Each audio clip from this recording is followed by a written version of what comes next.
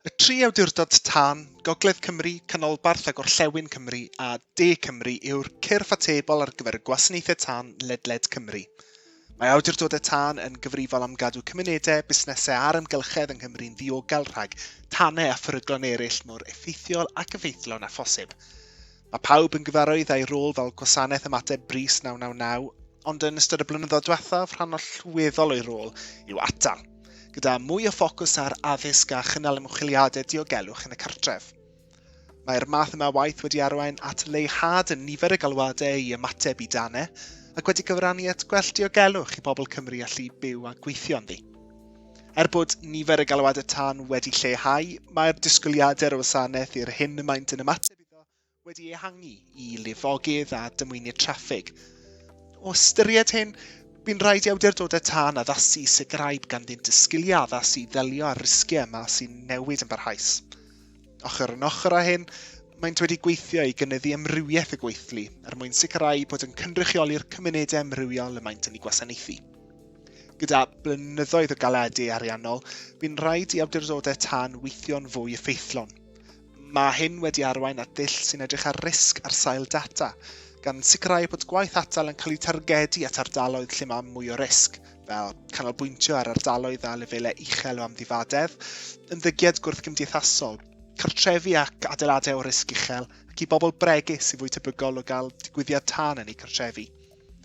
Fel parciau cenedlaethol, mae awdurdodau tân yn gyrff llywodraeth leol annibynnol, sy'n cynnwys cynghorwyr o'r awdurdodau lleol y mae'n gweithredu ynddi. Mae awdurdodau tân yn cydweithio drwy wahanol fforymau gan gynnwys y Cyngor Cenedlaethol Penaethiaid Tân a'r Cydgrŵp Gwasanaethau Brys. Fel gwasanaeth ymateb brys, roedd awdurdodau tân mewn sefyllfa dda i weithredu cynlluniau ymateb i argyfwng wrth i'r pandemig amlygu hun. Creodd y pandemig gyfleoedd i gydweithio phartneriaid golau glas gan dynnu pwysau oddi ar grywiau ambulans a oedd o dan bwysau aruthrol. Ond fe greodd anawsterau hefyd yn y ffordd yr oedd yn rhaid i grywiau gyfyngu cysylltiad â'i gilydd a'r cyhoedd. Roedd hyfforddiant, datblygiad a recriwtio yn heriau pellach yr oedd angen i goresgyn. Rydyn ni wedi siarad â 2 swyddog sydd wedi bod ar flaen y gad yn yr heriau hyn. Richard Effaith, sef prif swyddog cynorthwyol tân ar gyfer awdurdod tân ac achub Gogledd Cymru, a Sally Chapman, dirprwy prif swyddog cyfarwyddwr gwasanaethau corfforaethol yn awdurdod tân ac achub De Cymru, i gael ei barn nhw ar ei 12 mis diwethaf. Dechreuon ni'r sgwrs drwy ofyn iddyn nhw pa effaith gafodd COVID-19 ar yr awdurdod. When the pandemic started in the UK, and well before the first lockdown, we were running gold meetings because we could see that this was going to be something which was potentially going to test us as an authority. And probably about 2 weeks before the national lockdown was announced, we made a decision within service that we would look at ensuring that we set a strategic intent, which was to keep staff safe and maintain our services to the communities. So we made a decision good 2 weeks before the national lockdown to basically insist everyone worked from home where they could, and set up lots of other processes to allow that to happen. Clearly, we couldn't have firefighters not working from the fire station, so we had to put measures in around that fire station and how we kept them as safe as possible. And that was an ongoing program. As we learned more about the virus and as we learned more about things, extra control measures were put in place. But we very, very early on, our fire stations, we enforced the 2-meter rule. We enforced correct PPE. They have FFP3 respirators, which they had to wear at all times, unless they were, when they were 2 meters within 2 meters of each other. But on a fire station, we were able to say, if you stay 2 meters, you don't need to use that. We changed the start and finish processes, so nobody actually crossed each other on the way into a station. They went in one way, they then went out the other way, and a new watch went in, so there wasn't that mixing of watches. And what we did is we run a system where we have red watch, blue watch, green watch and white watch across the service area. So the same red watch work at the same day and the same times across our stations. So we bubbled the watches together. So we never had somebody from Blue Watch and Rill stepping onto a pump with Red Watch to cover somebody. We stopped allowing that, just to try and keep as much of a bubble as possible. Obviously, we just had some significant flooding all across South Wales areas and other areas of Wales, which had challenged resources. We'd lost 3 firefighters within the last 12 months. We were about to go into peak grass fire season as well. So probably some of the main impacts for us, fairly similar to other organisations, I would imagine. Obviously, staff numbers and keeping enough staff on shift to ensure we maintained service delivery was one of our key priorities, and ensuring that the workplace was as safe as it possibly could be. Obviously for us, one of the key implications was around some of the self-isolation provisions, particularly for our fire stations where crews obviously share an appliance altogether, so they're all in quite close proximity, and there isn't really a lot else we can do other than that. So I imagine similar to local authorities with refuse vehicles and those types of crews. PPE stocks and availability, obviously a key one early on in the pandemic, being able to source the correct type of PPE, establishing what the correct type of PPE was, and availability, because understandably a lot was being diverted straight through to the NHS. We were also dealing with quite a lot of requests from our partners, so it was working with those partners and our staff, and particularly our trade unions, to ensure that we could maintain our service delivery but also assist those partners. The usual one, ICT demands for agile working and availability of resources, and the capacity of our ICT department to enable that to happen, certainly focusing on the key areas first.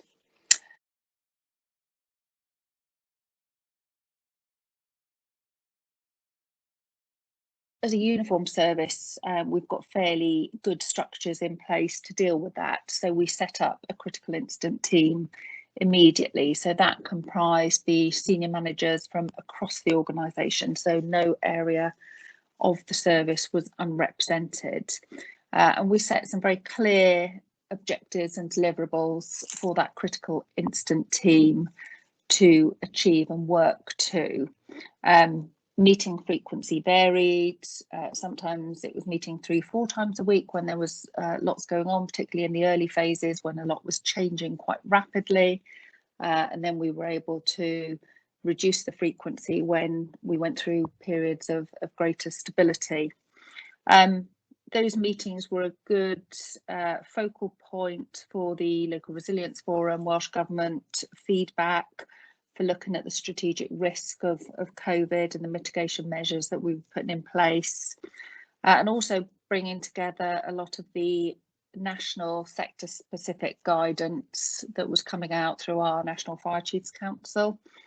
It was also the place where we monitored the PPE availability, the stocks. We had our occupational health involved in the critical incident team, so they gave very sector specific advice on things such as PPE, some of the key risks that we as a sector would be facing. And it was also our avenue for getting out regular comms to the organisation. So we put our comms out at a set time during the week so that staff knew when they could expect the updates coming through from the critical incident team. I think the other bit we did to ensure that we could make informed evidence-based decisions, we quickly set about tasking staff to create some key data sets that we'd need access to assist our decision making as we move through the journey of the pandemic.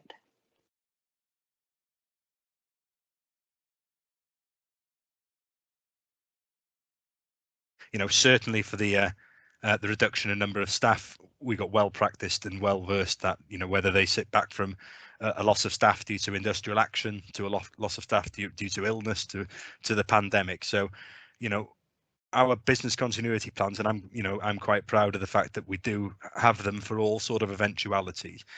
You know, but I will say that, you know, I think everybody said they had a business continuity plan for the pandemic. Without doubt, ours is now better than it was. It did what it needed to do at the time, but we've learned from this. We've learned that, you know, that one of the things that we might get is it's not necessarily us losing staff, it's our staff, family not being able to work, or children being affected, or and that side of things, which, you know, we perhaps didn't consider as much and didn't think it might be one of the higher risks, but clearly, you know, our staff, firefighters particularly, whose partners work in the health sector, there was always that risk. And, you know, we did have, you know, I think in the very early days, the first 6 or 9 months, every single individual who tested positive from our staff had a partner who initially had symptoms and worked for the health sector. So, you know, our business continuity plans have evolved and have improved. So, you know, our stations are much more COVID safe than they ever used to be.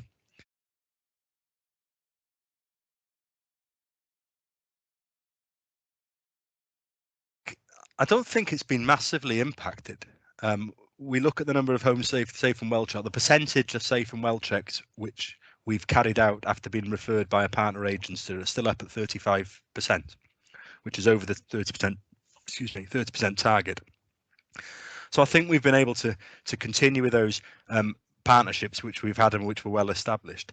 One thing which I think has really come to light is we're fully involved in the strategic coordination group. So in peacetime, if you like, we have the local resilience forum where I'm the deputy chair, assistant chief constable is the chair, and basically all the identified risks in North Wales we plan and exercise against to ensure that we're ready. Once again, you know, we've done pandemic planning, we've done pandemic exercising, but as an SCG, the partnership, and I think the partnership has grown stronger. I think that senior leaders from all the public sector, or all the category 1 responders in North Wales, the working relationship between them has improved massively, because, you know, we are still, you know, I'm twice a week I'm meeting with the full SCG. You know, we did have a phase where we started some recovery group, and that was after the summer and before the lockdown started again, when we reinvigorated the gold meetings, the SCG, the strategic coordination group. But I think those partnerships have developed tenfold and are really strong. You know, we've got some really positive relationships between key leaders and senior leaders of all the public sector in North Wales, and that can only be good in peacetime. That can only enhance the way that we as public sector deliver services to the public of North Wales. Because the bottom line is, although we're there to put fires out and stop fires happening, if we can support the Welsh Ambulance Service, or if we can support social services, or if we can support National Resources Wales, then surely that should be something which we've got, you know, we will do. And I think that the development, the partnerships that have were there before but have been, I think, enhanced and strengthened, will stand North Wales in great stead in the future.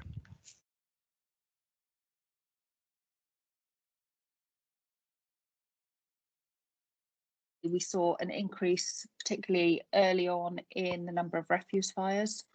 I think probably linked to the local authority changes in refuse collections and the civic community sites being closed or requiring bookings. So refuse fires were a particular issue early on. We also saw a rise in cooking fires with people at home all day, so more cooking being undertaken.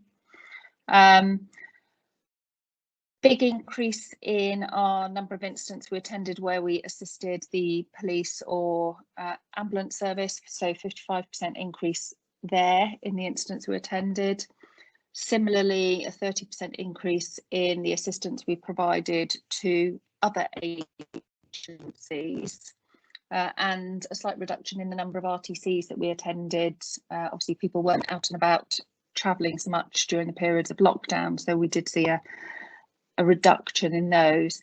But then I think there's been some less positive societal factors that we've also seen as a consequence. So obviously attendance at bariatric patients, we've seen a 79% increase in those, possibly associated with the risk factors of COVID. And also attendance at suicides or attempted suicides, where we've been able to assist, an 87% increase in those incidents. But then turning back to some of the more positives, during that time as well, we've been able to undertake nearly 5,000 modified home safety checks for those at risk within the communities via different methods. We've also managed to deliver some of the youth intervention work that we would normally carry out just in a modified way to ensure COVID compliance. So hopefully the public have been able to continue to receive the services that they normally would, just perhaps in a slightly modified way.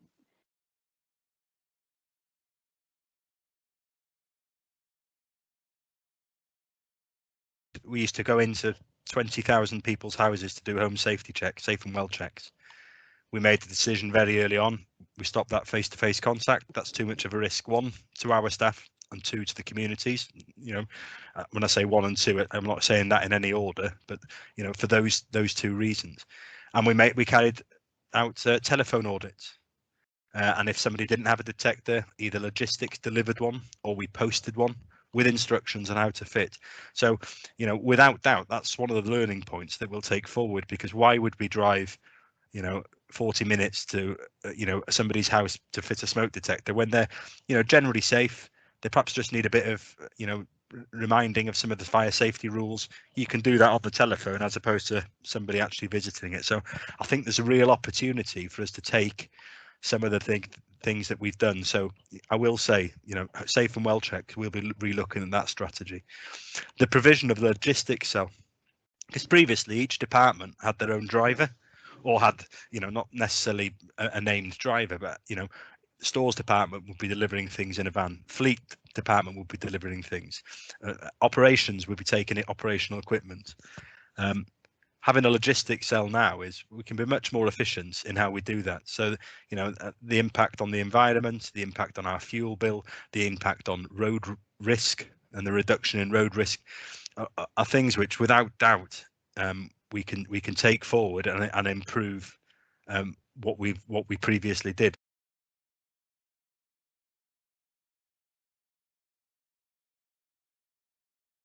You know, we've really tightened up on our decision logs. So, you know, what we said very early on was we need to record the decisions why we're doing things, and this is custom and practice in the fire gold situation. So when we have a large event, a large incident, and I make a decision as a gold commander, I put my rationale for that decision, and I also put, you know, what things I decided not to do and the rationale for not doing them. We've managed to say, well, actually, you know, we broaden that into the whole response to this. So our gold meetings now, so when we make a decision, we say, right, and let's say we're going to stop drill nights, for instance. We put down, you know, stopping drill nights. Why? To keep staff safe. What are the risks? What are the mitigation? You know, consider keeping them open. Why would we do that? What are the risks? What's the mitigation? And then the final column would be, you know, we decided not to do this because X, Y, and Z. So, you know, I think we've got a lot better, a lot slicker about recording why we do things and justifying why we do things. And you know, one of the biggest learning things I think we've also is that we need to get our communication all through the organisation, because everybody on the fire station knew what they had to do, but they didn't necessarily know why they had to do it.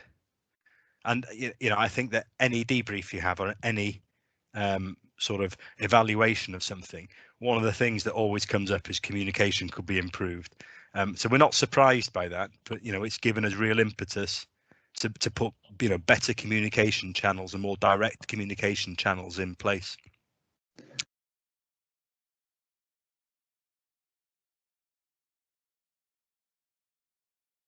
The immediate availability of accurate data sets was challenging to start with, particularly around not only normal staff absence for our ordinary sickness, which we are used to recording, but obviously staff absence for COVID, which we recorded separately, and also staff absence for periods of self-isolation.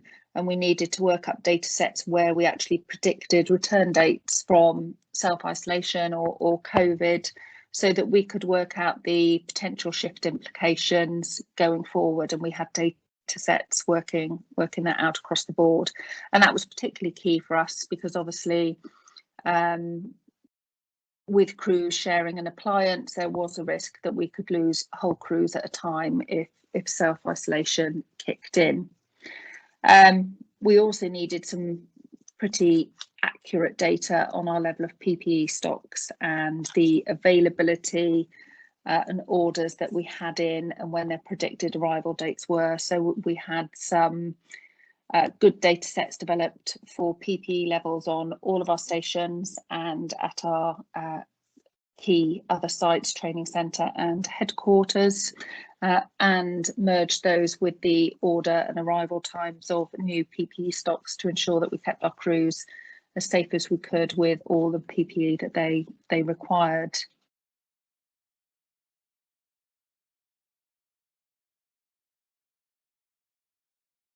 We also stopped our RDS drill nights. So to stop individuals coming in from the communities into a fire station for 3 hours, we made a decision that we were able to stop it safely for a period of time where there would be very little skill degradation. So we were able to stop them coming in and only actually respond when there was an emergency fire call to minimize the amount of transmission we had. And, you know, we've been extremely lucky. And well, it's not just luck, it's, you know, because of a lot of the measures we put in, that we haven't had, you know, lots and lots of staff off at the same time with the virus. We have had an episode about a month ago where we had a cluster of 2 or 3 people positive at one station, which resulted in the whole watch being self-isolated. But, you know, we have business continuity plans, and we've had for years, where we can look at loss of staff. So we also had to maintain our safety critical training during this period of time, so that we ensured that our firefighters maintained competency and were safe in discharging their role, and ensuring that we had enough staff who were competent to fulfil the shifts that we needed to have in place to deliver our service to the public. And set against that, obviously, the normal retirement profile that we were facing. We did have to look at that and approach some of the people who were about to retire, whether they would be prepared to stay on for a limited period of time. But because we tend to recruit in batches, we tend to lose in batches as well.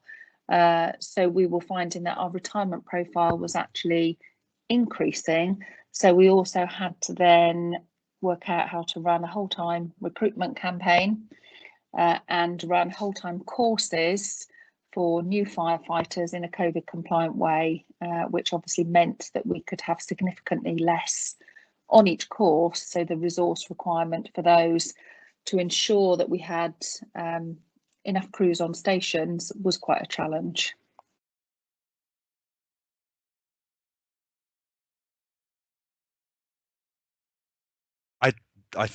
I know that we won't be going back to how we used to do things.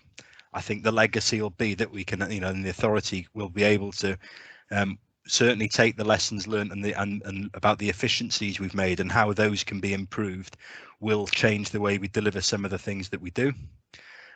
I think it'll also mean that, you know, we'll look at the way we work, and instead of having 40 people driving into St Asaph from all over North Wales 5 days a week will be a thing of the past. So, you know, the environmental aspect of it will, you know, will be reduced massively. Our fuel bills will be reduced massively. The way we carried out our other business. And an example, I live on Anglesey, I drive into St Asaph, and then I might drive to Wrexham for a meeting in the afternoon, then drive back to St Asaph. You know, I would probably spend 4 hours on the road, which can be, you know, far better. You know, although you know, you work in far more, you're actually not tired for driving, you're not, and making unnecessary journeys, you're not creating that additional road risk, you're not creating all the environmental impacts that you're driving 30,000 miles a year do.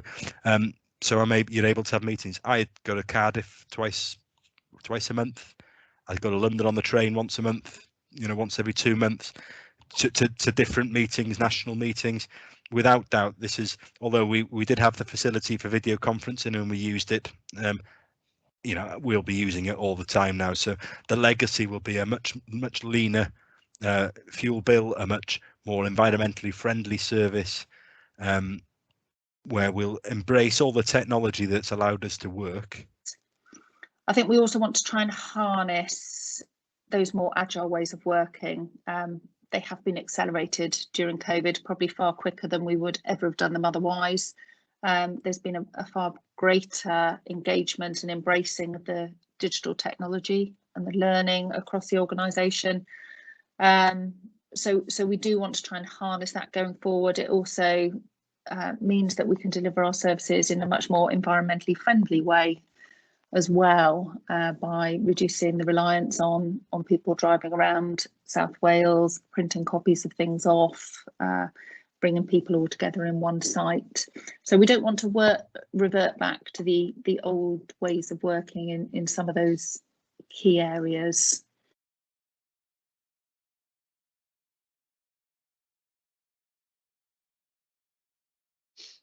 Yeah, I think for me, one of the biggest reinforcements that occurred through COVID is that our staff really are amazing, and they want to do their best, they want to step up to the mark, they want to deliver that service for the public. And I think COVID has helped them all understand how they fit together in that chain. So, for example, procurement and stores understand how them getting PPE in and getting it delivered out to stations enables them to go and do their work. But I think as well, the way that staff stepped up and cared for each other's welfare during the period, we noticed there was a drop in our ordinary sickness, non-COVID sickness. Our on-call availability increased during that period by our on-call members of staff who perhaps were being furloughed from their full-time employment, but were happy to put the extra hours in for us as a service.